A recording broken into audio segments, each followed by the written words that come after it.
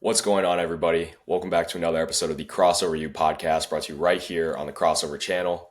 My name is Kanaye.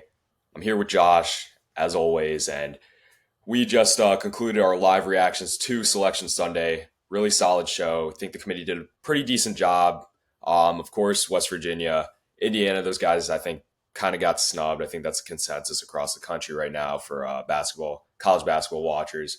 But again, they're not in the tournament. I think a few teams might be seated a little higher, but again, those are conversations which are fairly relevant to us making our bracket now that we have the official bracket for the 2025 NCAA tournament leading up to the Final Four in San Antonio this year. So definitely excited. This is something me and Josh have been looking forward to doing since we started covering college basketball this year on the Crossover channel.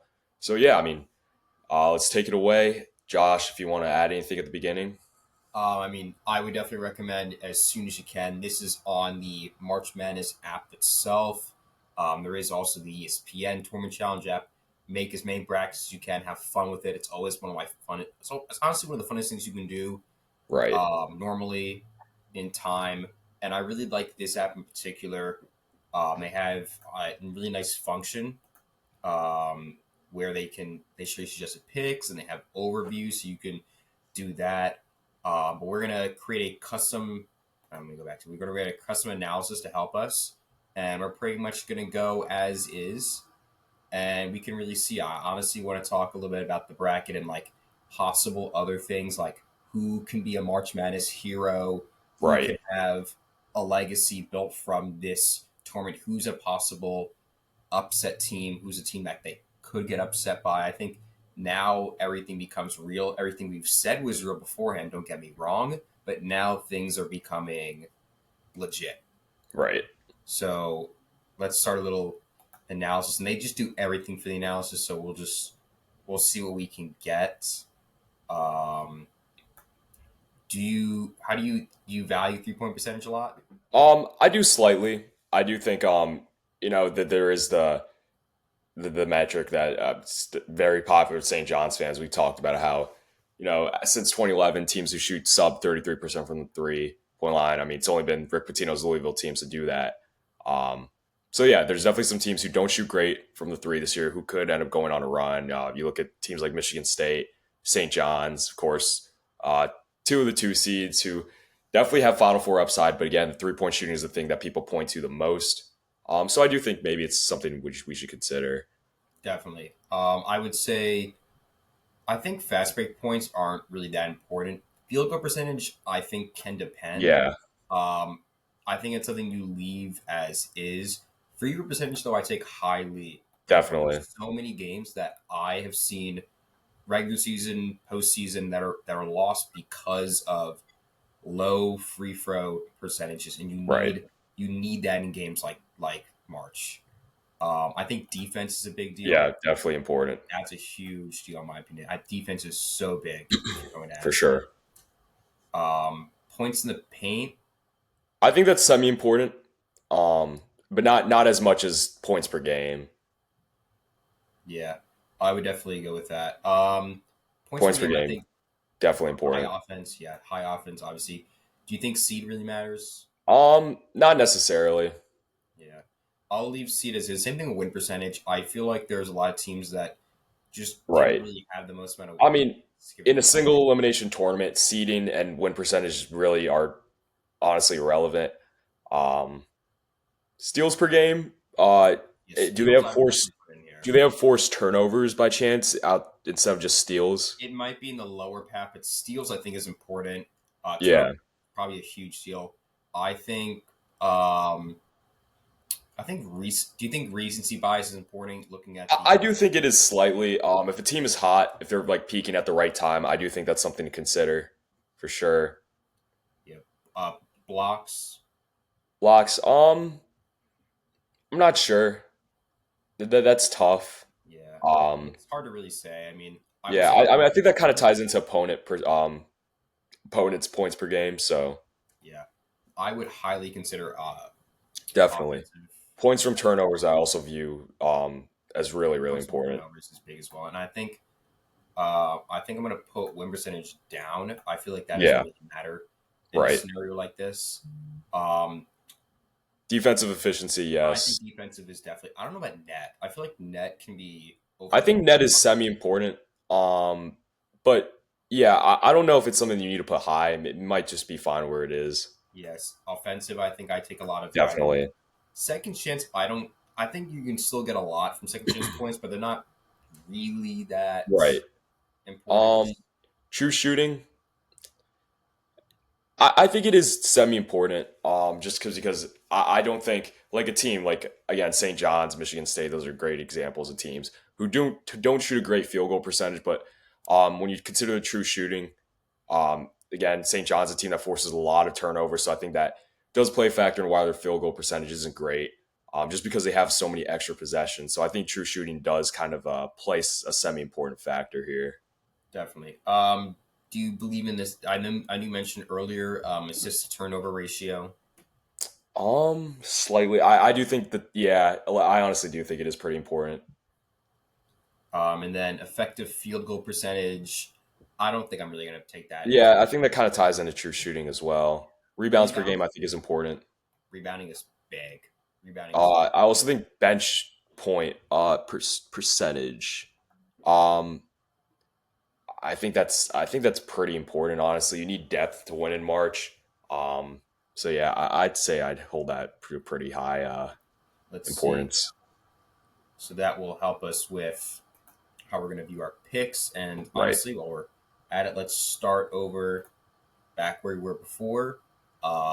This is a playing game between Alabama State out of the SWAC and St. Francis out of Right. Pennsylvania from the NEC. This probably will not mean much.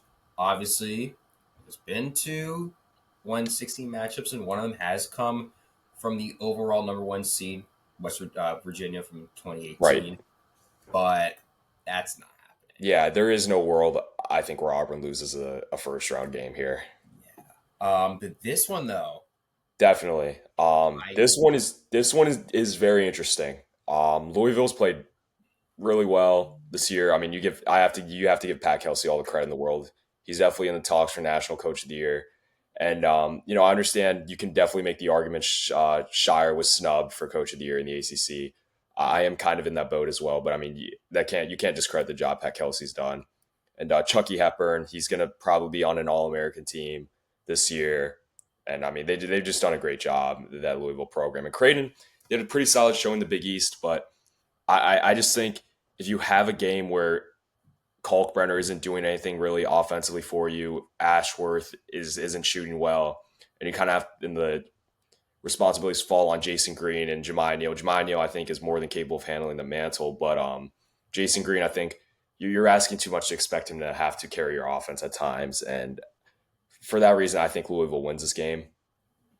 definitely agree. I think Louisville is pretty stocked, I would say, with talent. Yeah, Chucky Hepburn. That's I think if there's going to be a name that comes out from Louisville that can be a March Madness legend, it can be yeah, Chucky Hepburn. He had an definitely, opportunity in definitely. Wisconsin. They obviously lost in the first round last year to JMU. This could be the returning factor for him Right, at Louisville. Um, this is a fun one. I actually definitely. have UC San Diego being I, picked I up. do like the UC San Diego upset I will here. go with it too. I think they're definitely the better choice here. Michigan, they did just win the Big Ten, but I don't think that really matters too much. And we knew Michigan was still weak as is, and UC San Diego has a lot going for them. It's Right. hard to One of not choose. UC San Diego, I believe, is one of 5 teams in the country this year to reach the 30-win mark. So I mean, they know how to win. Definitely. Definitely, And like you they mentioned, do know Michigan does seem a little weak. I know they did just win the Big Ten, but I do think it's going to be tough for UC San Diego to control um, that pick and roll and just everything they do with the two bigs, Danny Wolf and Vlad Gold. But still, I think UC San Diego could definitely win that game. I'm picking the upset here. Yeah, I would pick it too. I mean, it feels like at this point it might not even be a full upset, given how Right. good UC San Diego is and how I would say underseeded. I thought they could be as high as an 11 or 10. A 12 is just not something Michigan wants to see. This one though, oh wow, that's a really interesting suggestion. Do we go with Yeah. the suggestion? because I would love to pick Yale. Obviously, we saw how they, as a literally in the same scenario as last year, beat Auburn as a 13 seed.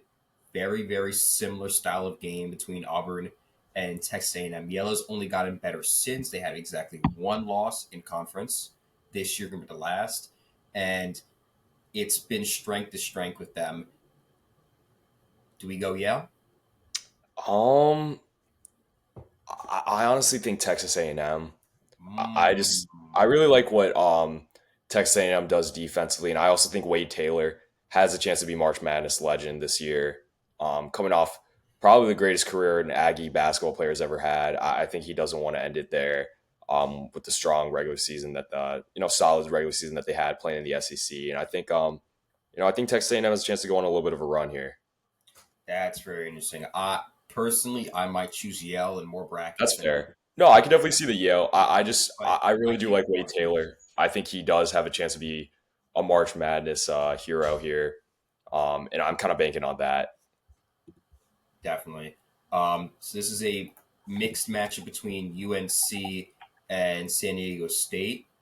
As such, we don't get the full stat line, but I'm gonna. Is it safe to assume San Diego State wins this, or do you think UNC can push their mantle and make it to the big dance in full? It's tough because you really do need your shot makers to make shots. Of course, I'm talking about R.J. Davis, Ian Jackson, Seth Trimble, Elliot Cadeau. Obviously, Elliot Cadeau doesn't he doesn't shoot it very much, but I want to pick SDSU. Um, I might go with UNC just for the sake of it being RJ Davis's last year of eligibility. I don't think he wants to go out in a playing game. And I think it's only inevitable. I feel like it is somewhat inevitable that UNC does somehow manage to creep their way into a first round game in a year that they probably shouldn't have even made the play in. But I mean, I think it just seems very fitting that that's a very 2025 UNC thing to do. I could definitely agree with you on that. Do you see Old Miss though losing a game to San Diego State or UNC? That's tricky. I don't think so. Um, but again, if UNC does make it to that game and they're hitting their shots, they can win. But I don't think Ole Miss loses that. I would pick Ole Miss. Yeah, and definitely a name to keep going with. Sean Padula, Right. He's been great hot. shooter out of Old Yeah. Miss. He can really play the ball well.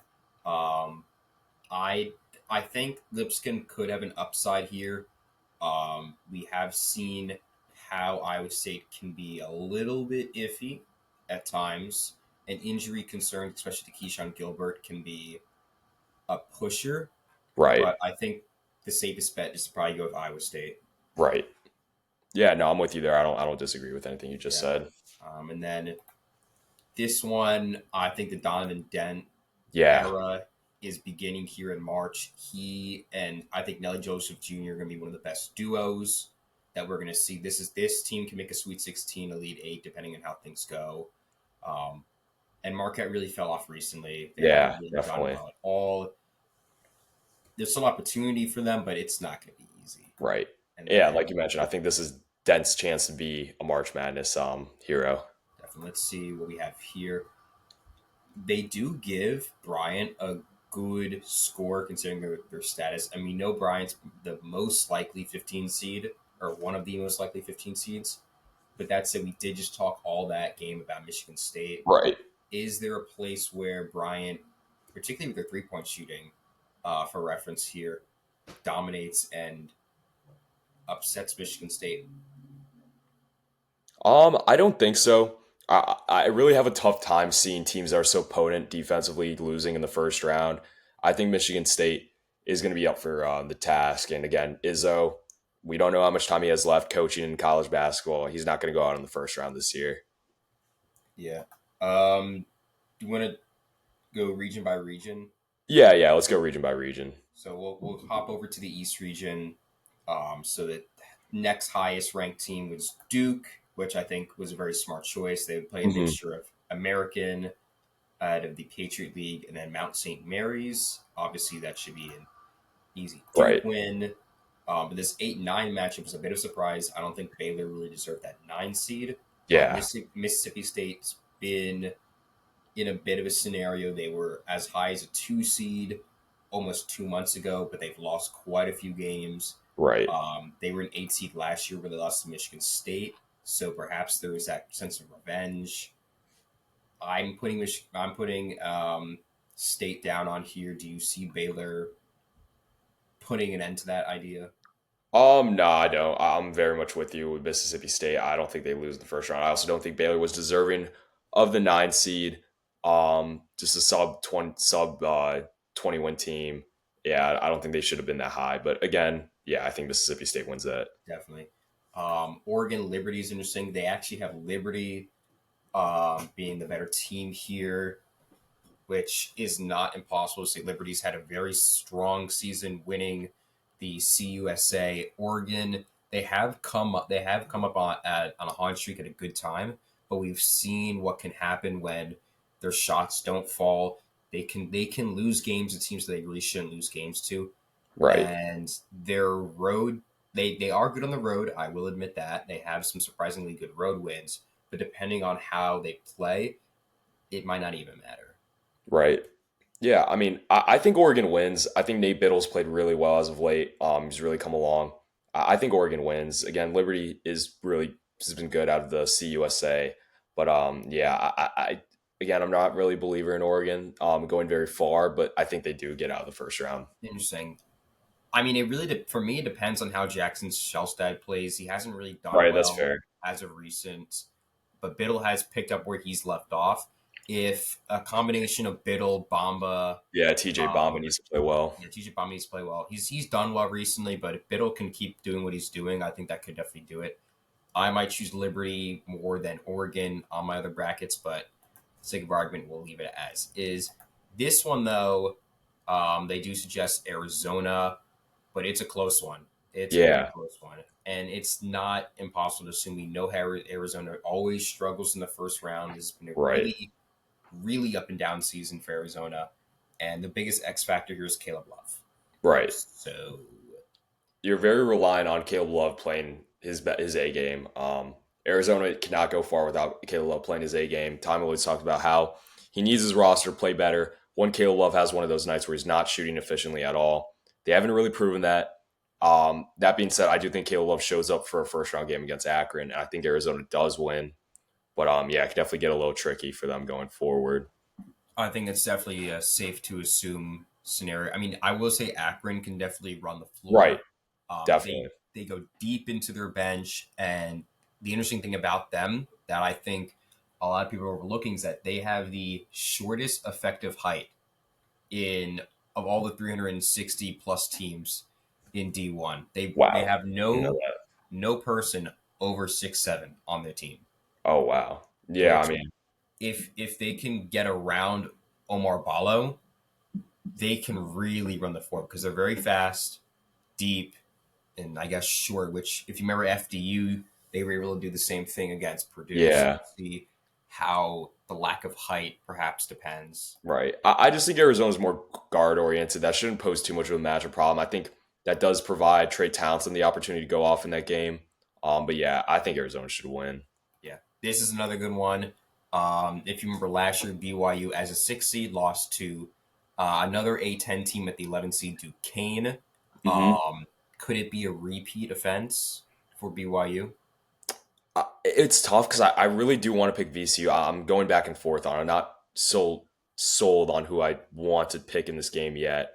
You're really going to need to rely on the names for Max Shulga for VCU in Um, particular. yeah, yeah, Okay. yeah. He's gonna have to play. I mean, he's played well this year. You're gonna need that to continue. Edward Demon's gonna have to play well in this game. I forget the guard's name, number 15, on BYU. Catchings What's that? or you think Kenny? I mean, Kenny Catchings Yeah, definitely. Kenny Catchings. I mean, he's definitely a player that can get hot. Um, I don't know how I'm forgetting the BYU guy's name. He's played well this year. But I almost trust him more than I do anyone else handling the ball late in game. Um, like completely forgetting his name off the top of my head. I'm finding it right now. Uh, Richie Saunders. Yeah, I don't know how I forgot Oh that. yes, yes, Richie Saunders. I Richie Saunders played great this year. He's really stepped up. I think he's their go-to guy at this point in the season. Um, but it's tough. I think BYU. I don't know. I I'm think gonna put BYU down. wins.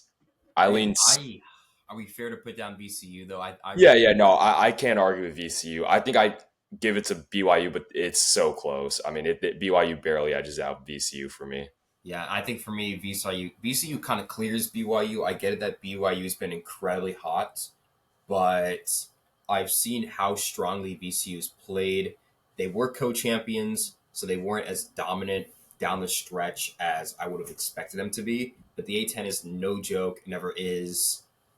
They really played every level of game they could. That said, I'm considering BYU at the moment. I do kind of want to I give don't it. hate sticking with VCU for our collective bracket here. I I think it's mean, definitely fair. We got to switch in between. I definitely yeah. like that. I mean, I'll never be against picking up an upset. I know. I definitely think we should pick a little more upsets. We've only had, I guess, UC San Diego as a true upset Right. as of This right could be an upset right here. Yeah, I don't Potentially. really know though. I haven't seen much of Montana's game Yeah, except me for as Big well. Sky. Wisconsin, I do have to say, played really strongly throughout the Big Ten tournament. Obviously, made the championship game. Lost to Michigan earlier today, but they're definitely a team that I'm not a believer in. I think they're somewhat fraudulent, but again, John Tanji, I think is a caliber of a player who's going to be enough to get out of the first round. And yeah, I do have to see a little bit more tape on Montana. I would like to pick an upset here, just considering I'm not a believer in Wisconsin whatsoever. But I think Wisconsin probably has enough I to get out of the first round here. They feel a good bit better than last year, where Yeah, definitely. they kind of it's a very similar stretch of time where I don't understand how Greg Gard runs his teams fully because it always appears to be a scenario where Wisconsin looks really good to start the year. They have this long slump where they just look like atrocious, like they shouldn't even be in the tournament at times. And they'll have a couple good wins here and there to close out the year, and then they're either going to a Final Four or getting upset in the first round. Right. So it's kind of rough to assume this. I love this matchup a ton. I This do. Yeah. so. This might be one of the hardest matchups to choose. This is going to break a ton of brackets, in my opinion. Right. St. Mary's has played so well this year. I think that I think they personally are a better team this year than last year, which says a lot because I thought last year they couldn't really be as good. But Vanderbilt's had an incredible season. They have a ton of good wins. Obviously, a lot of losses, in which put Vanderbilt as a 10 seed this year. But I kind of want to choose Vandy. Yeah, I Just like Vandy in this matchup. Just considering St. Mary's doesn't have a great track record in the tournament last 2 years. You look back to last year, they lost to GCU. They did had a solid outing 2 years ago until they ran into UConn in 2023. But yeah, I just think I think Vandy plays a little bit too up tempo for St. Mary's liking. I don't think St. Mary's you're going to need Augustus Marshalonis to play his best game, and that's a lot to bank on there. Just with St. Mary's style of offense too, where they burn clock. I just don't think that's going to fare too well for them in this matchup. I like Vandy. They have the resume on paper. They have some huge wins in the SEC, and again, St. Mary's playing out the WCC, which wasn't great this year. Um, but yeah, I think Vandy wins this matchup. Yeah, no, I definitely agree. And then for the 2 seed, 15 seed, Robert Morris out of the Horizon, good team, but it's Mark Sears. He Right. wants his revenge. This is definitely the year. We know Bama. Personally, me and your original preseason number one team, most likely to win. They're still in a good shot. Obviously, they couldn't get the 1 seed. They kind of fell short at the end, but I think this is definitely where things start coming up for them. And the bracket looks pretty good for them, in my opinion. Yeah, definitely. Yeah, I don't have much to disagree with you on what you said. I think Alabama wins this. Not too much to think over. And then we'll go down south to Houston and uh, Southern Illinois University Edwardsville. Should just be another. Yeah, there. But like I get it. Georgia does look good. They've had their moments. They beat Florida before, so right. they can get the wins going. But this Gonzaga team is firing all cylinders right now. Yeah. I mean, coming off a WCC conference tournament championship against St. Mary's, they had a good showing in that game. I know they've looked rocky throughout the year. By no means are they the Final Four caliber team they look like in the first night of the season, but yeah, I think Gonzaga's enough. It just the experience I think is going to show too. Mark Few's been in this place before. He knows how to win in March, um, outside of winning the national championship game. But Georgia, I just think the lack of experience is going to show. Austin Newell's a great player. He's going to be good in the NBA. But yeah, I don't think Georgia's going to beat Gonzaga here. Yeah, I mean this is probably the hardest eighth seed you could have drawn. So Right, I feel a little bad. This is an interesting one. Oh, they have definitely. McNeese. I Interesting. do like McNeese. I do think it's tough.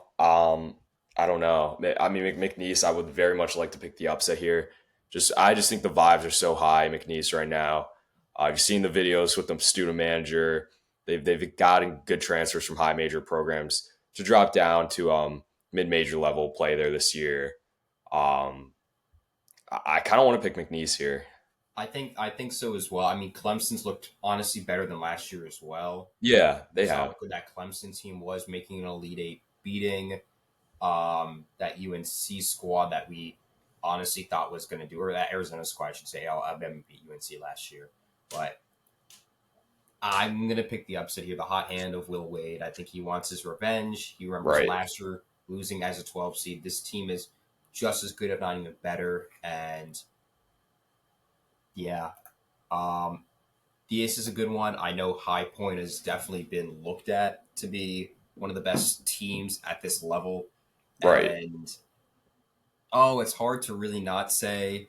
Personal bias kind of comes into this one for me, so I might leave it to you to decide. I mean, I again, I talked about how I think losing the first round 2 years ago. I understand they won that Final Four run last year, but I think losing the first round to FDU 2 years back in 2023 is still fairly fresh in the minds of guys like Braden Smith, Fletcher Lawyer, TKR, um, and I know that High Point does pose a little bit of a matchup problem for Purdue, just with Purdue's guards not being super athletic and obviously being on the shorter end. But yeah, I mean,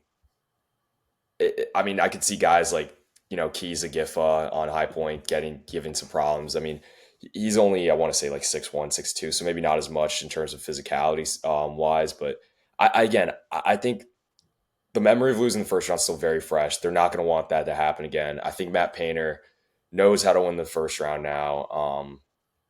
I mean, I think Purdue wins. I really do. I believe in Braden Smith so much. TKR as well. I think those guys have matured so much over the course of the last year, and of course up to this point this year. I think they're going to have enough to win. Hmm. I will say tentatively, I mean, I'll choose Purdue. I will say High Point. This is also their first year, or their first time reaching March Madness, so it's definitely a bigger deal, Right. I would say, for them than it might be for Purdue. Purdue, obviously, as you said before, does not want to fall back into the classic first round upset. They have looked pretty bad as of recent, but that said, we know Fletcher Lewis can hot. We know Braden Smith can play well. We know TKR can play well. I think this will be a very close game. This really reminds me of, if you remember from 2022, Illinois and Chattanooga, very similar style of matchup. I think Illinois won by like a point or two.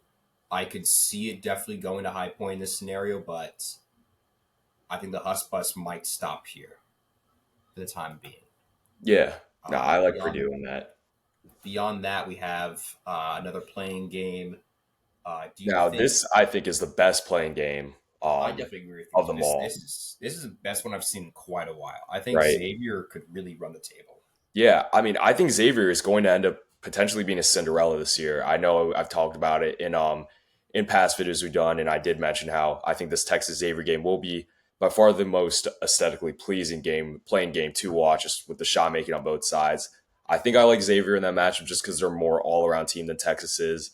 Um, I understand Texas has been playing the SEC this year, so they've been playing better competition than in the Big East with Xavier. I still think Xavier wins. They have great size in their backcourt. Zach Fremantle has been really, really good for them when he's been healthy in the post. And yeah, I like Xavier. And then honestly, I pick Xavier over Illinois as well. Yeah, I'm not against it either. I think a little Xavier like rundown would be really fun. I mean, Illinois has done well, but they very obviously as of recent they've been pretty much liftless. Um, they haven't really had much going for them. Could be a good team. Kasparis Jakachonis could be a March Madness legend if he Right. wants to, but I think I definitely agree with you. I think a Xavier Cinderella run is it's definitely in there. Yeah. Um, yeah, I really don't see Troy being in Oakland. This is not the same Kentucky from last year. Obviously, there is a possibility. Don't get me wrong; the scores are a little bit closer than I would have expected originally, but I think Kentucky gets past the first round with Mark Pope. Yeah, me as well. Definitely Big Blue Nation. Be happy. No more Cal. Get out of the first round this year with Mark Pope, and I think you have to look at it as a success. Um, obviously we'll talk about that second round matchup. I'll definitely have some thoughts about that. But yeah, I think you have to consider being a 3 seed, making out of the first round as a success if you're a Kentucky Wildcat fan. Definitely. This is honestly an interesting one. They have Utah Yeah, State in a better spot than UCLA. The Mountain West obviously has a pretty bad reputation for winning games in March. They're not known for it. Utah State has looked good.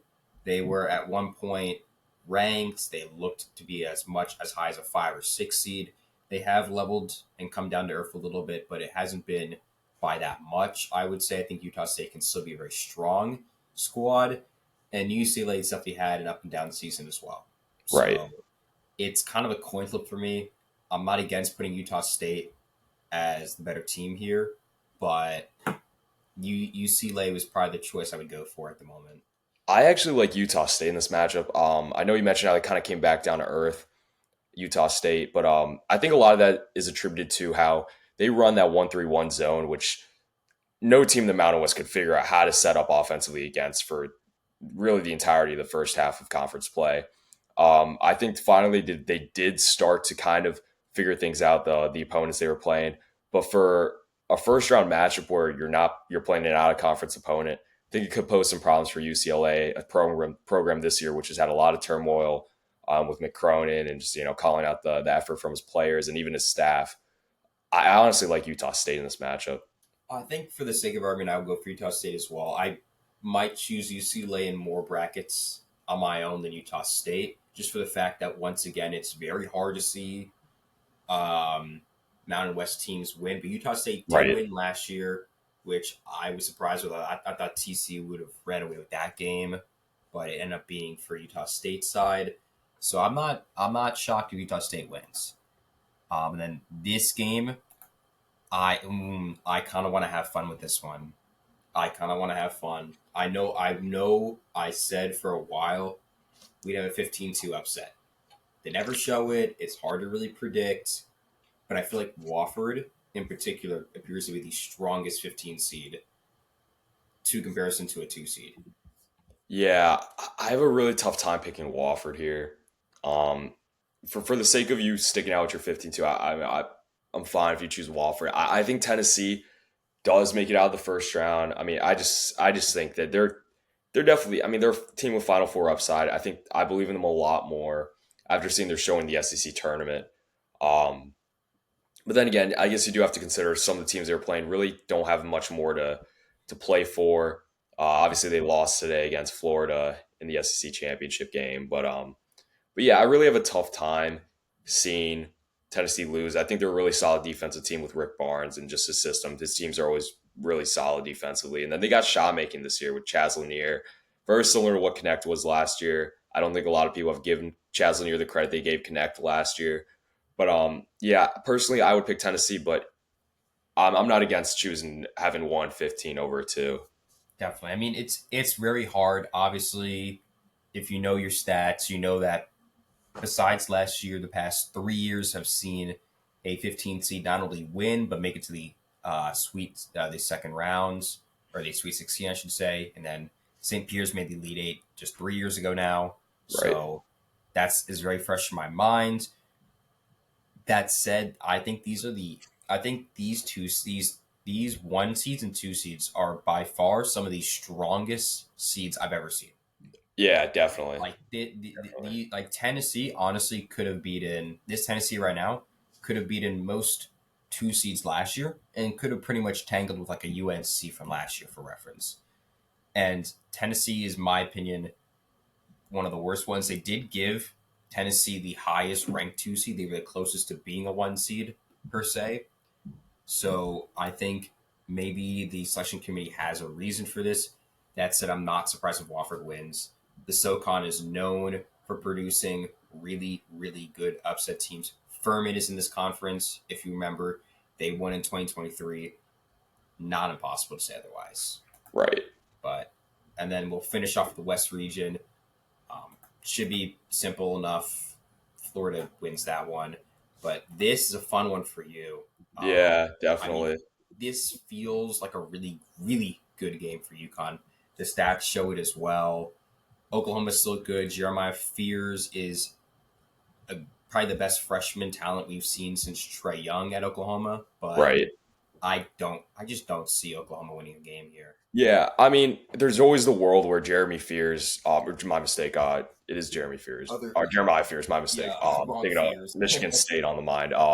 Jeremiah Fears goes nuclear. That obviously can happen. UConn is by no means a good defensive team at all. I would assume Hassan Diarra gets to the assignment there.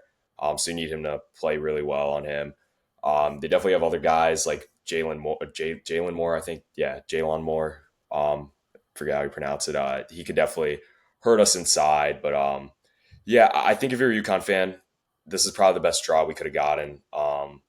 I think I like UConn in this matchup, but again, UConn can lose if they're not shooting the ball well, like we saw in the Big East tournament against Creighton. If Leah McNeely, Alex Caravan aren't shooting well from three, then it could get a little tricky. But I do think UConn has enough to be able to get out of the first round here. That's definitely solid. Yeah. Um, this is another good one. You have a mid-major battle between Memphis and Right, Colorado State. Memphis just won the Americans, so they bumped up. I thought they were going to be 6, 7, maybe 8 seed. Had they lost, but they won and got a 5 seed. I don't know if that's really deserved, to be honest with you. But Colorado State bid stole out of the Mountain West. The only right. true bid stealer this year. We had like 5 or 6 last year, if you remember. So I think definitely affected a few things. But Colorado State, for the most part, feels trendy. They have had a great win streak, and Nikkei Clifford is insane. But also, PJ Haggerty just dropped 40 in a game in a Yeah, tournament, and they dominated UAB pretty well. And I don't know. I would lean on Memphis, but I want to hear your pick. yeah, it's definitely tough. I do really want to pick Colorado State, but I just think Memphis. I mean, those two scoring guards of PJ Haggerty and Tyrese Hunter, just they're a matchup nightmare for any team that has to play them. Those are two guys who could end up being March Madness legends if they go on a run here. I mean, they got good players in the post as well with Dane Danger. I think Memphis. I I don't. There's always a world where you get a Penny Hardaway collapse in the first round, not putting that option off the table. But I think Memphis wins. Yeah, I can definitely see it.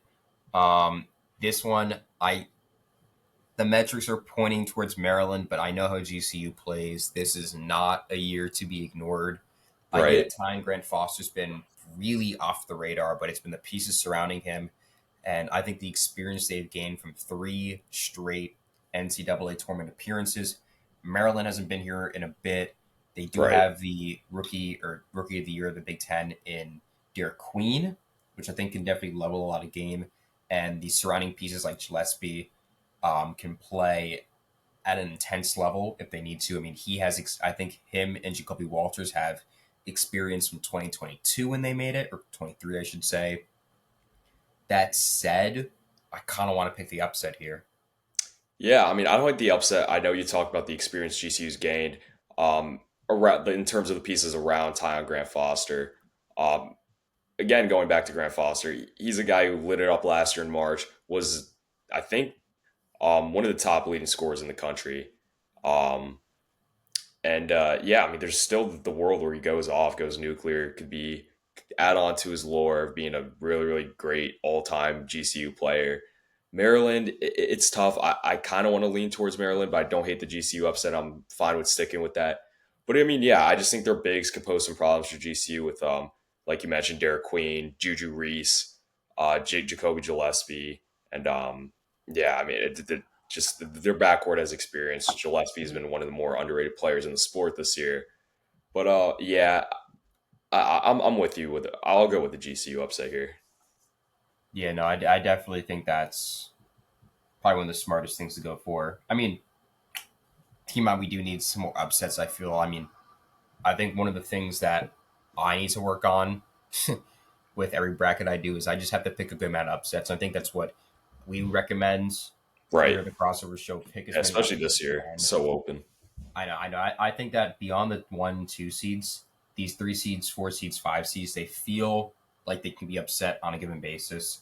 They can be strong, but you never know until you see it. Right. And there's some hot teams here. Speaking of Yeah. which, we do have Drake and Missouri. I think this is probably the best 6 seed Drake can play. I know Missouri's been really solid, and they've had an incredibly good bounce back year with a Dennis Gates masterpiece, to be honest with you, given how well he's coached his way back into prevalence. But this is the best Drake team we've seen. They didn't get it against Miami in years past. They didn't get it against Washington State last year. Do they get it against Missouri this year? I think they do. I'm a big believer in Drake this year. I think they make it out the first round. I mean, I just love the job that they've done this year. And, Missouri's like you mentioned, they've played well this year in a really really competitive SEC. But I mean, yeah, I think Missouri's definitely they're definitely they're definitely on upset watch. I like Drake in this matchup. Just I like you mentioned the upsets. I think Drake is definitely going to be one of the most picked upsets in this bracket this year. Yeah, I would expect them to be the most picked up set. They might even be betting odds favorite, depending on how things go. And Bennett Sturts could be a market. He's a guy I think I would consider for that type of talk if they make a good run. Beyond that, we do have UNC Wilmington and Texas Tech. Um, Now, ooh, my, wow, Wow, wow, wait a minute. I might need to rethink this. this is interesting. Okay, I mean, it's almost a tied score as well. yeah, I kind of, I kind of have to wonder where this comes from. It looks like yeah, overall points in the paint. So I think they're very defensive. They're very offensively inside based. Um, Good efficiency. Really good on second chance points. Um, Bench, deep bench, overall rebounding. Interesting. Very, very interesting. I guess the real question here is can JT Toppin lead? That's yeah. I mean, that's a I big think JT Toppin can. I think he has a chance to, again, going back to that theme of picking out some potential March Madness heroes here. I think JT Toppin has a chance to be one of those guys. He's had some huge games where he just goes nuclear. Yeah, I definitely these metrics make it more of a conversation, but I think Texas Tech wins this matchup. I think so too, but that's very interesting. I need to start Yeah, considering UNC Wilmington more now thinking about it. Um, then this is a really fun pick. Like right. just a really fun matchup we have. Um, Obviously washed team versus washed coach, to Yeah, say definitely. the least. I mean, I will probably give washed team the upside. I know Bodie right, Flynn is supposed to come in here, but it's Kansas. They don't really lose in the first round regardless of the year. So right. I mean, yeah. I mean, it would. It's been a season from hell if you're. I mean, in Lawrence, and this would a loss here in the first round of Arkansas and Cal would probably be the cherry on top to just a terrible season when you were ranked the preseason number one. But I mean, yeah, it just I don't know if if Visage is going to really be able to guard. I don't know how he's going to do on Hunter Dickinson. I do like the experience that their backcourt has, with just DeJuan Harris, Zeke Mayo, AJ Storr, David Coy, just those guys compared to Boogie Fland, who has played really well this year before he got hurt. And of course, like you mentioned, he will be ready for the tournament, I believe. Um, but yeah, I think Arkansas was definitely underwhelming this year, considering the expectations when they brought in Cal. Yeah, I think Kansas, they shouldn't make it out of the first round this year. I think they're too high as a 7 seed, but they probably will. They got a great draw, and yeah, if you're a Jayhawk fan, I think you probably feel pretty good with this matchup. I think you get out the first round. No, I definitely agree. I think it's definitely a harder choice for a lot of people. I will say there's a bit of a revenge aspect in this. Kansas lost as a 1 seed in 2023 to Arkansas as an 8 seed. That was Eric Musselman's last season. Maybe you remember the little like scenario when he takes off his shirt and waves it around after that. Great Oh win. yeah, yeah, yeah, yeah. I think Kansas would love some revenge. That was I think a couple guys on Kansas roster still remember, if there are guys still there.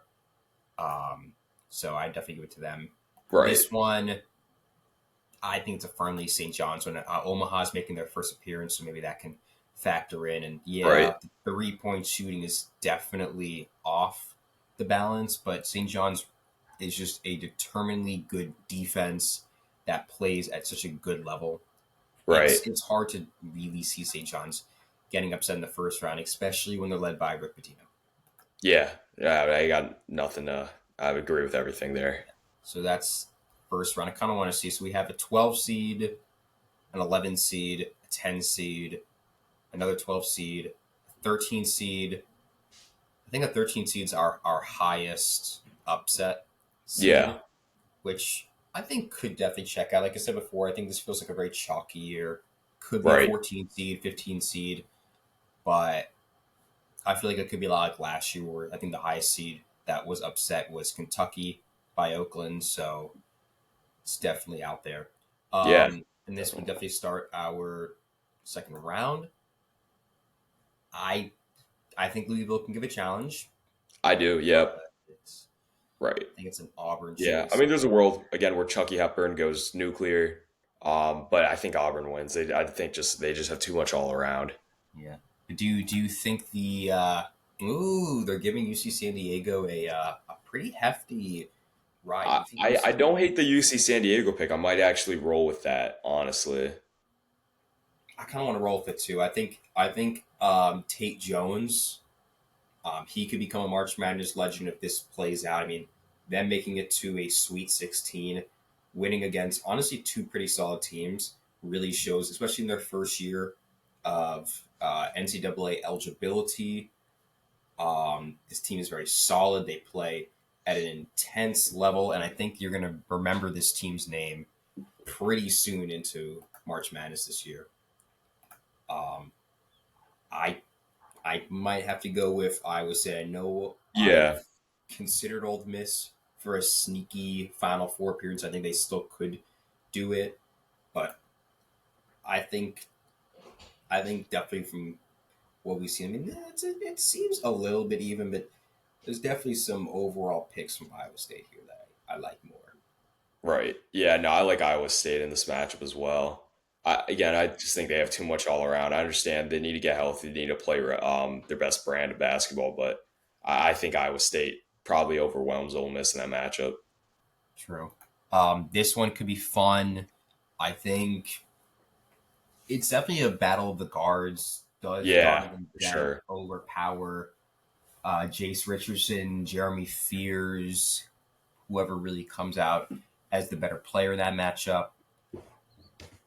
I, I I like really, Fears. Mexico, I really but want to go all in on Donovan Dent, solidifying himself as a hero in New Mexico. I just think he's. I mean, you can make the argument there's not 5 point guards in the country better than Donovan Dent.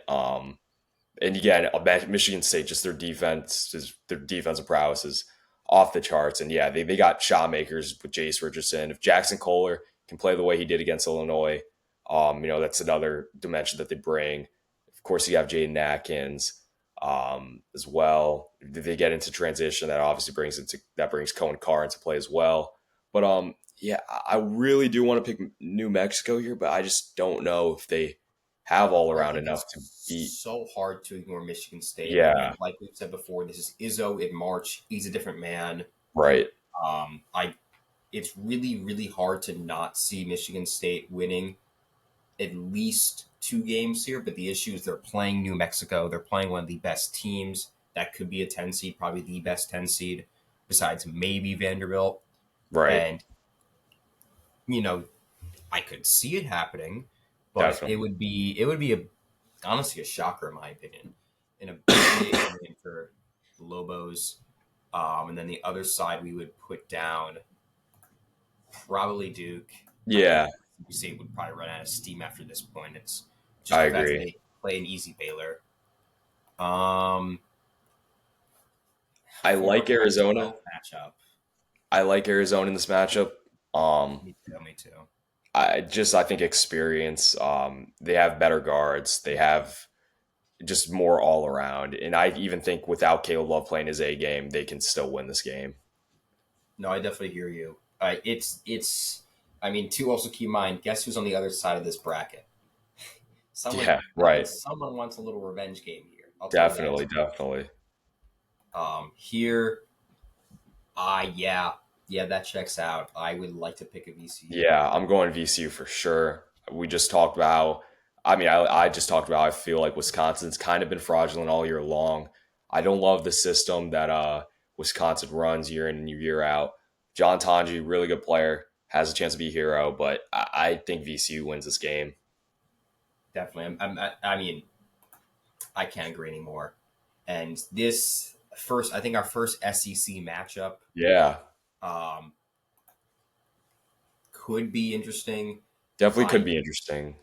I I don't lean know if Bama they've though. played each other before, and if they have, I believe it's been on Alabama's court. So it's hard to really say otherwise. We know Bama can fall to a good offense, but they're typically the most offensive team on any court at a given moment. Right. And I think for the sake of once again it being Mark Sears trying to get back to the Final Four or a national championship, Bama's probably the better choice of team. Yeah, yeah, I'm definitely going Bama here. Let's see. And then down. Ooh, I really, really want to go Gonzaga here. This feels like such a good game for Gonzaga. Yeah, I don't hate Gonzaga here as well. Um, I definitely think if Graham Ike plays his best game, he could definitely give Juwan Roberts some problems. I do think that the size of Gonzaga's backcourt can also overwhelm Houston potentially.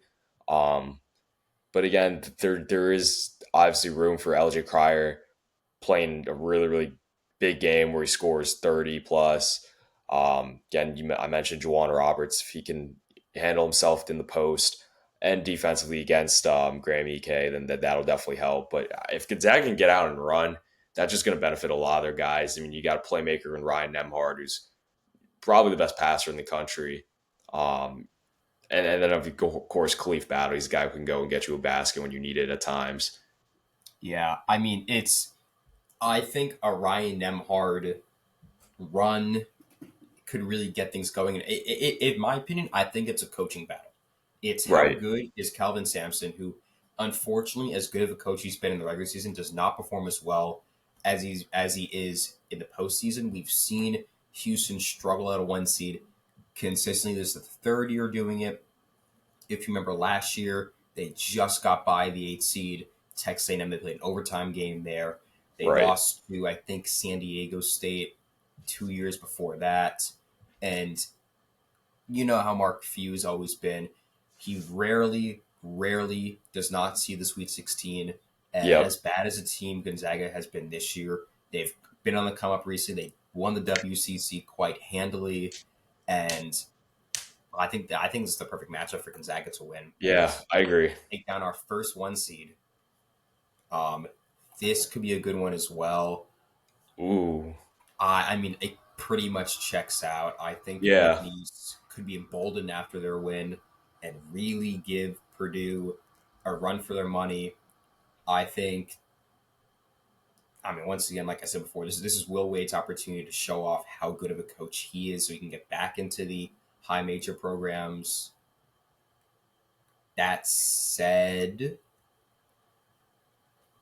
Purdue could still win. Don't get me wrong, but I don't know. What do you think? It really is tough. Um, I kind of want to lean towards McNeese here. I think I would. I would choose McNeese here, and this is beyond bias itself. I really see. I think it's kind of an interesting dynamic here because while there are a lot of teams that can upset other teams in March this year, I think that some of these teams, some of these like 12, 13 seeds in particular, or 11 seeds, can go on long runs. And I Right. think that's what we're going to see. It's going to be very unique. I think there's going to be a ton of Cinderella shoes lying around this year, Definitely. which I think will make this tournament really fun. I mean, look at this, an 8-12 in the Sweet 16. I don't think that's ever Yeah, even happened.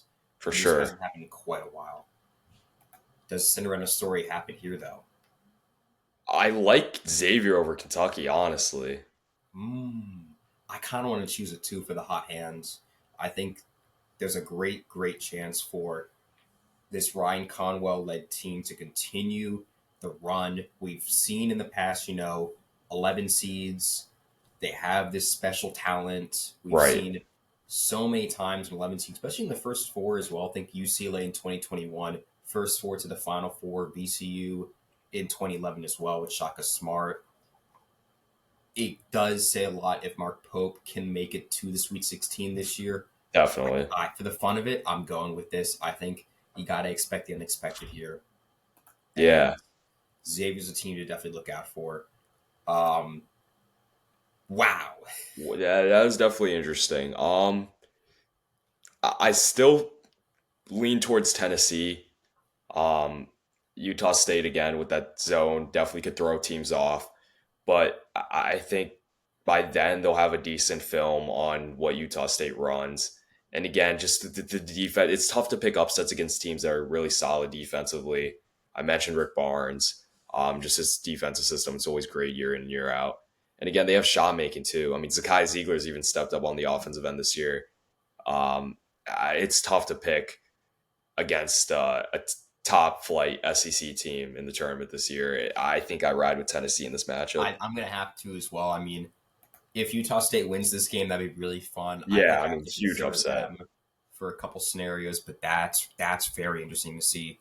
Utah State up by quite a bit Yeah, as we definitely. So see something to here. keep an eye out for. Um, this one, I I think Florida believe, yeah, I wins. believe Florida wins this one as well. No offense. Yeah, I mean, this was probably the best one seed you could have drawn if you're UConn, but again, I don't think UConn has has enough to beat a one seed this year. I just don't. Again, Florida, they're not going to pressure UConn physically the way that some of the other one seeds would. And of course, UConn isn't great against defensive pressure and physicality this year, but I still, again, I just don't think they have enough to beat Florida this year. Yeah. Um, I I think I like kind of Memphis wonder here. where to choose this one. I mean, it really depends on how quickly Penny Hardaway can fall apart Right. this season. We know he hasn't really had any success. I don't know if they've ever been to a Sweet 16 with him. And like we said before, there's a lot of teams here, there's a lot of Cinderellas that I think can really go far this year. Definitely.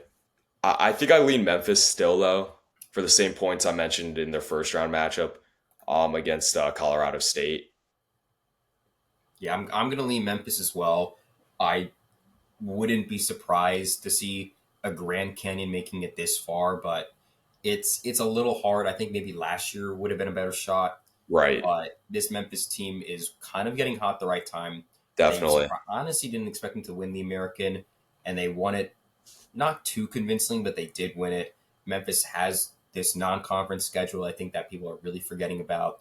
They have the good wins, they have the good play, they have the experience, and yeah, I think Haggerty, Hunter, Danger. These are legends. These are legends waiting around. Definitely. Um, and I like to see Memphis make the Sweet 16 for the fun of it. This one, This one's tricky. This one's tricky. Drake could continue the run. I Texas think I Tech lean hasn't looked the best, but I still feel like Texas Tech is a very solid all around team, right. and they can win when it matters. Yeah. And I'm gonna lean Texas Tech, to be honest with you. Yeah, me as well. I just don't think Drake has anyone who can hold JT Toppin. Yeah, so I'm with you on that for sure. T Tech to the Sweet 16. Definitely. I really can't wait for all these to be wrong too. Yeah, I mean, hopefully not. Hopefully not. Yeah, Maybe we'll have the perfect got bracket, to get and a couple going. I we'll have feel. the perfect bracket here, and everyone can see the evidence on the Crossover U channel or the Oh, Crossover definitely, channel. So definitely. This one, yeah, this could be a blowout game. I yeah, feel.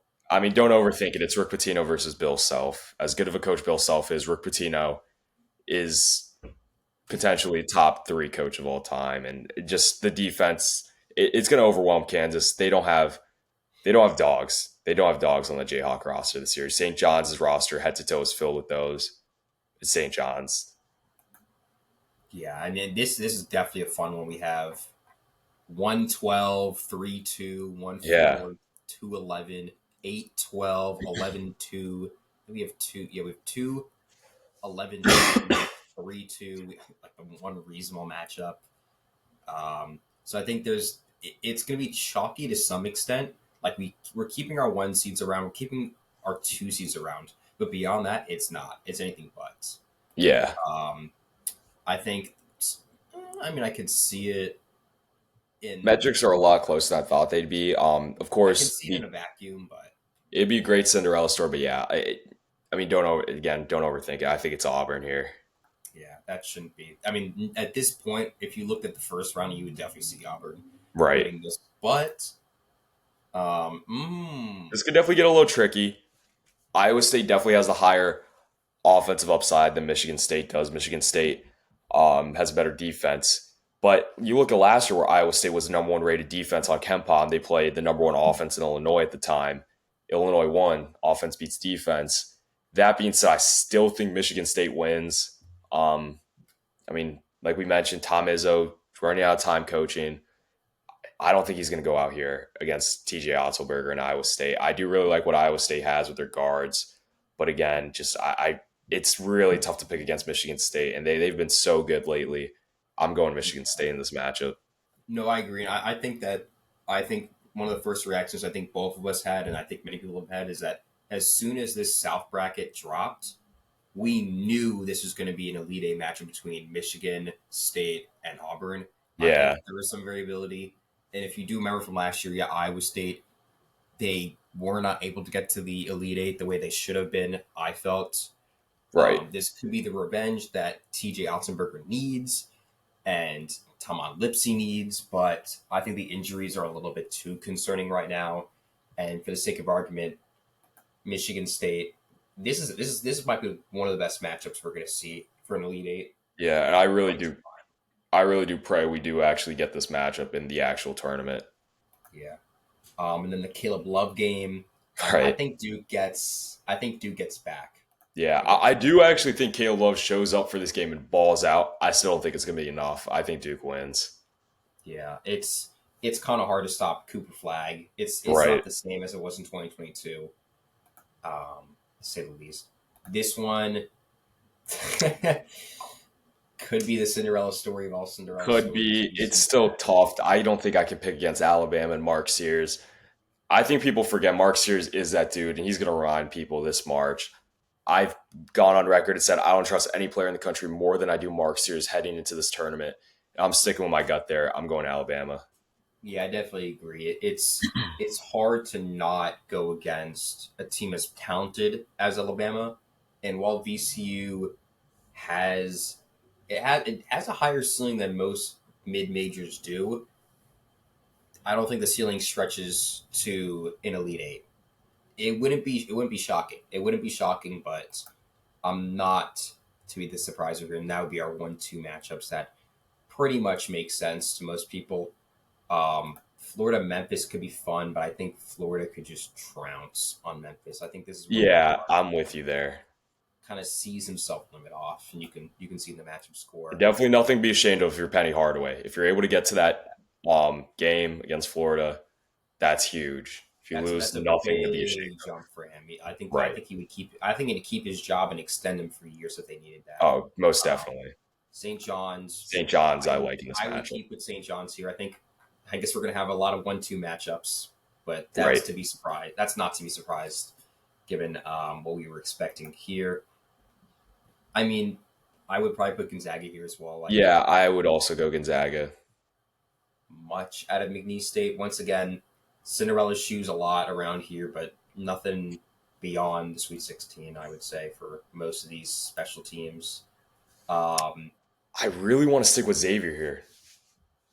I wouldn't be surprised like a secret Xavier to the Elite Eight.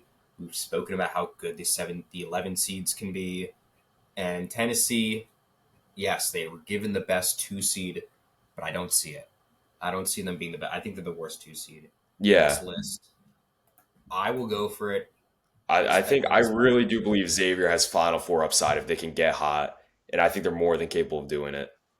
Yeah, I mean this would be this is a really fun Yeah, NCAA definitely. Final Four for both teams. I mean Gonzaga definitely has the upside as well, um, which leads us to probably one of the best matchups we could get. For sure.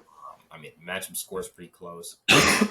I'm giving it to Auburn. I'm We've also, seen yeah, I'm with you there. we've seen the opportunity for Michigan State to do this. Don't get me wrong, they can, but Pearl wants his Final Four. He wants his Natty.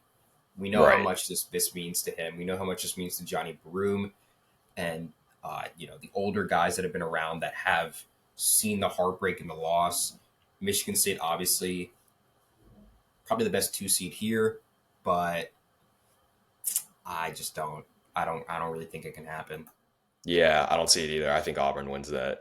Yeah. This one though, there is to be argued here. I mean, the matchup score heavily favors Duke, so I might just give it to Duke for that alone. I really do struggle But because initially, I really do feel like Duke cakewalks up to this point and could potentially cakewalk into the Final Four. But at the same time, I think the metrics are a little skewed.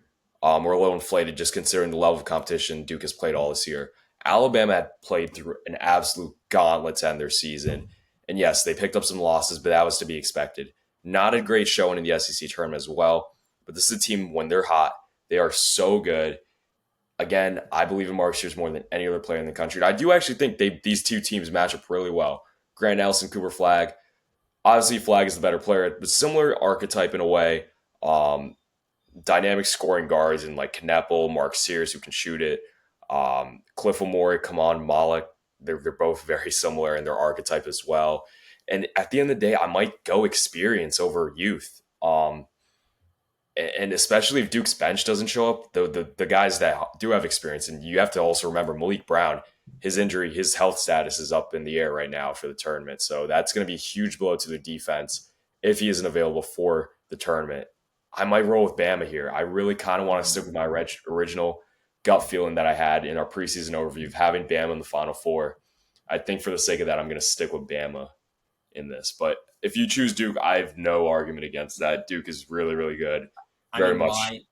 I would have to disagree. I mean, obviously we've seen how good Duke can be. I think Cooper Flag should be in this scenario. He's expected to play from game Yeah, one, he'll play. He'll play well. um, I have no doubt about that. and this is John Shire's year, in my opinion.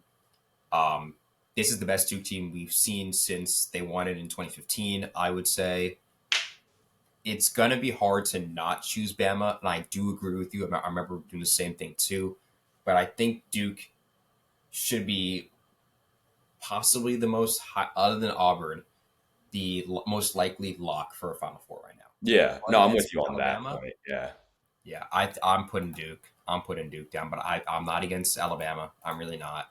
It's just how well can Alabama's offense outrun Duke's defense, because Duke right. has a good defense, not the best defense, but if they can push Bama to a scenario where they just cannot score, even for a short 5 minute period, I think Yeah, Duke can run the floor and Cooper Flag can really take over when things definitely. matter. Down in the Midwest region, I mean, I just think that a Xavier to the Final Four would be really fun. We have it every year. NC State was the 11 seed last year, I kind of but like Xavier to the Final Four. but I kind of want to put Gonzaga on here. I mean, I I don't hate that. I just trust the shot making more of Xavier's guards than I do Gonzaga's, if I'm being quite frank. Um, Ryan Nemhard can kind of get it to the mid range, hit that jumper, but outside of him doing that and Khalif Battle, he has his hot games. He's kind of up and down. True. Um, Noah Hickman, again, another player that's up and down. Graham Ike. I mean, the whole roster's up and down, and yeah, I do think they got a great draw this March, and I think they're definitely capable of going getting up to this point. We have them here. I think Xavier can beat them. I really do, and I don't think anyone matches up great against Zach Fremantle in the post. I like Xavier the Final Four here. Mm, and I almost want to go with you. I mean, I've gone Yeah, with you for Kentucky and Tennessee, which is right, really right. That's hard. fair. I'm gonna have to flake and go Gonzaga. I think that for the sake of the fact that we don't even know if it's gonna even be Xavier playing against Illinois to start off, Right, right. and it's probably too much of a push. That said, though, if Xavier makes a Final Four, you're gonna get all the credits, all the flowers you can get. I would. It's not. It's really there. I think it could be.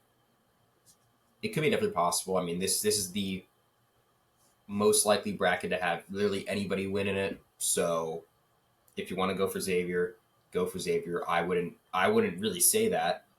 Maybe depending on who you talk to, but Yeah, I think Mark Few wants a Final Four. Who says he doesn't want to go back there again? I think that the opportunity is pretty solid for him right now. right. And then I think St. John's wins this one. We've I talked also about we think had St. this John's matchup wins it. before in our previous bracketology, which you can check out on our page. That was very well. So this is within 2 weeks of time. Florida looks good. Don't get me wrong, but three one seeds to the Final Four is a bit of a push. Right. We've seen it once. I don't think we're going to see it this year. Yeah, I So agree. I'm I with would St. John's give. here. All right, Final Four. So our crossover U official bracket has Auburn, St. John's, Duke, and Gonzaga in the Final Four in 2025 in San Antonio. So first I like matchup, it. Auburn, St. John's. I would I think I'm give. I'm think I'm giving it to Auburn here. I'm giving to Auburn too. Yeah, I. It's so hard to not choose Auburn. They Yeah, feel they're the best number one overall seed I've ever seen. They beat UConn. They would probably beat, say, like a Virginia from previous years. Basically, any number one overall seed you've seen the past 5 to 10 years. Duke, North Carolina, any of those top seeds. Oh, I think Auburn would beat them. And as good as St. John's is, I think the road for them is just the Final Four. I just don't see yeah, them winning anything more than that. yeah. I'm with you there. And there's no shame in that. There really is no Right, right. shame. St. John's I gets mean, it. you have to give Patino all the flowers you can. I mean, just what he done, what he's done already in year two, and I mean what we're putting on paper, what we think he's going to be able to do in this tournament. I mean, if he can really make it this far, make it to a Final Four, this year is never going to be forgotten in the history books in St. John's archives. I mean, he's completely brought back the program. They've put on for New York City. It's amazing to see, and yeah, they definitely can make a Final Four. Unfortunately, if they run into Auburn, they're going to have to run into Auburn more than likely if they do. And I just don't think they're going to beat Auburn. Definitely. And then this one, um, slight edge to Duke, actually. I would pick with I would Duke give in it this to one. Duke. I think, once again, it's going to be a very similar scenario. I think really anybody who comes out of this Midwest bracket does not stand a chance against Duke. If Duke makes it, if Bama makes it, I think there's still a very similar shot that someone in the West bracket does not win there. Right. Um, this would be a really fun game, regardless. I think Gonzaga can make it close, but I think UNC is going to be the last 8 seed we see in a national championship game for quite some time. Yeah. And then here, and this is the game we were all expecting. I know I think both of us predicted an Auburn Duke the last time we did this, and I think I mean, this is this is the game of all games. This could be one of the best championship games we're going to see in quite some time. Right.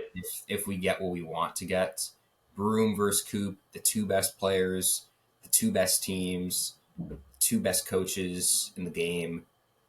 Perhaps, I mean, if you're considering John Shire in that category, Yeah. and they would actually give Duke the the edge. matchup to Duke in this Again, game, numbers could be inflated considering one plays in the ACC, one plays in the SEC. I do think the metrics are a little bit closer than what they're giving us right now.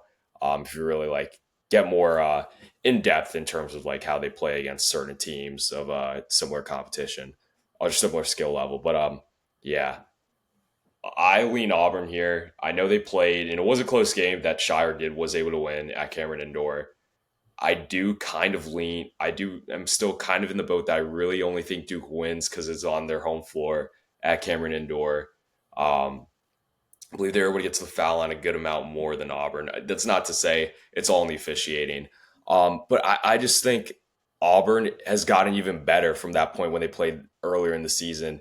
And don't get me wrong, Duke has also gotten better as well. But it just I worry a lot about the bench guys showing up. Also, again, going back to Malik Brown's injury status, his health. I mean, that's going to be crucial for them. Again, too, we don't know how Coop is on the ankle. I assume he comes back and he's good. And I think if he's healthy, he's going to play really, really well in this game, but and throughout the tournament as well. But I think I lean Auburn. Like you mentioned, Bruce Pearl wants it so bad, and John Shire's going to have so many more opportunities for it. But again, Janai Broom, Bruce Pearl, this is something they've been working towards all year long. It's something Bruce Pearl wants so bad after heartbreak a few years back in the Final Four against Virginia. I think Auburn wins. I I don't want to disagree fully. I mean, this is definitely gonna be the hard decision for a lot of people in their brackets. I expect to see Auburn Duke littered through perhaps a quarter to a third of all brackets. It's probably the most likely championship game, and if it does happen, I would personally choose Duke. But I understand what you're getting at. I think the injuries to Duke and the concerns are heavy, but at the same time, that can be said a lot for Auburn. We know Johnny Broom has had injuries in the past. We know guys like Chad Baker Mazzara can be a little bit hectic and he might get into some scenarios depending on how Yeah, things right, go. right. We know where that can be. It is the most important game in Auburn's history. This is not the most important game in Duke's history, obviously, but this could be Shire's penultimate game. His chance to win a ring. But Pearl's been chasing it for longer, and Pearl's I had mean, good opportunities. I think it's important to Uh, mention too. I know you kind of you're rolling with Duke in this, right? yeah, I mean, I think it's also important to mention this game, if it does end up happening, could very well shape how coaches construct their rosters going forward because they're two very differently constructed rosters where Duke is pretty much built around their freshman 5 star. I mean, they're stars pretty much. Cooper Flag 5 star. Come on, 5 star. I can't remember. Was Kneppel 5 or was he 4? He might have been a 4. he was Um, four. Yeah, yeah. Again, the point stands though. You have freshman stars and you supplement your role players as guys who have experience. Mason Gillis from Purdue last year, Zion James, Malik Brown. You have guys like that. Tyrese Proctor, who you brought back as like a program guy. Isaiah Evans, the other freshman, he's shot the ball really well this year. And then you have Auburn, who's really different. Their starting lineup, I think I saw, has an average age of 22, maybe 23 years old. And yeah, I mean, yeah, they have a super talented freshman coming off the bench into Todd Pettiford, who probably could start at almost any high major program in the country. But I think the winner of this game is really going to decide how coaches view being able to build successful rosters and going after experienced and older guys or seeing, hey, I can win with freshmen as long as I put good, solid pieces around them who have experience. So it's going to be a really fun match if we do get it. I think I still take experience over youth in this case, but yeah, I could definitely see Duke winning. I mean, it's obviously really, really real possibility.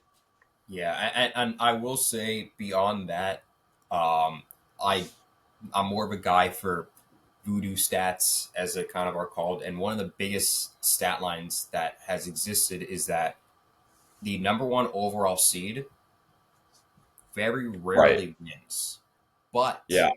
I believe UConn UConn went last back. year was the first number one overall seed to win it in a long time, maybe 16 years it was, or I forget. And I Um, think that in itself kind of changes the viewpoint because this reminds me a ton of Purdue and UConn. You have the best team that we've seen in quite a while, which I still view as UConn as one of the best overall one seeds I've seen in a while, and a very very strong, very talented Purdue, or in this case Duke. right. And I think because of how recent that is in the back of my mind, I would choose Auburn That's as the fair. national champion. And I think it's gonna be one of the hardest choices to make. I think it's gonna be so close too. This could be like a 75-70 type of game. Yeah. I like that type of score. This could be one that could go into overtime if things play out the way they are. I mean, I hope this is one of the best championship games I get to see. I mean, I still think 2022 was an insane game, Right. maybe the best championship game of the decade. But I would give Auburn the flowers and confetti for their win. I think Again, it's it's very far. much real that Duke could win this game and could possibly blow through this entire tournament. Um, but again, yeah, I think I roll with Auburn here. And I mean, I gotta say, if you're gonna get into college basketball, this is the perfect year to do it, especially right now, heading into what could be one of the best tournaments, possibly the best one we've seen since 2019, for say. Um, but yeah, I mean, if you're gonna get into it, it's legit one of the best years you possibly can get into the sport. Um, this is a great place to follow on the Crossover channel. If you want to get more into college basketball, we're going to try to be pumping out as much content as we can, covering round by round once these games start being played out. Um, but yeah, I mean, again, I'm super excited for this tournament. If you're a college basketball fan, you should be absolutely stoked. I think the committee did a solid job, aside from a few places here and there. But yeah, I think this Final Four would be great if this does end up playing out the way we have it right now in this bracket. But yeah, again, I'm super excited for it. Yeah, no, I definitely agree. I mean, it's really funny too because we've had all these talks. If you remember, I was originally on Florida being to the Final Four. I've since changed my mind. I saw Duke as a national champion. I've perhaps changed my mind, and I'll definitely put these teams in different scenarios. I would recommend making 5 to 10 brackets if you're that dedicated to the sport, Yeah, or if you just want to have fun, make one, enjoy the experience. This could be so much bigger than we're thinking it is. I think if this is even 70% of the matchups we get to see, I would be happy. I would love to see runs from UC San Diego, VCU, St. John's, Memphis. I think there's a lot of stories that can come from this one. I think the game can be as can I completely say with the national championship game? I think the game as a whole can be completely changed this year because of how this tournament works out. I mean, it's changed every year, but I think this can really play going into the rest of the decade of how college basketball is played. And this is a big one. This is a big one for me and for us too. I hope just one. I just want one good upset. That's yeah. all I'm asking for. I mean, I really do firmly believe we picked at least minimum one. I think probably maybe two that upsets that will happen. I will be very very upset if we were wrong on on all of them. Same. And But I do hope this Xavier run happens. If Xavier yeah, goes me to the too. Final Four, we called it. We called it. I know we have Gonzaga, but we called it. But Definitely. I'm Yeah, going to say that. But yeah. that'll do it for us for the most part. Yeah, that'll do. That'll take care of everything we have for our official bracket on the crossover channel. Again, really hope these upsets do actually end up playing out the way we have them drawn up. As you guys just saw. Please, as always, if you like this podcast or any other content you see on this channel, please make sure to engage with it in any way you can.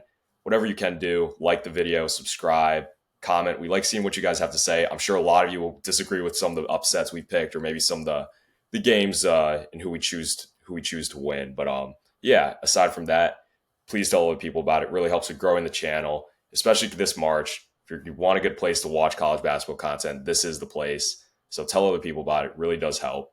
And yeah, I think that's going to take care of everything for us today. And until the next episode we have for you guys, we'll see you all next time.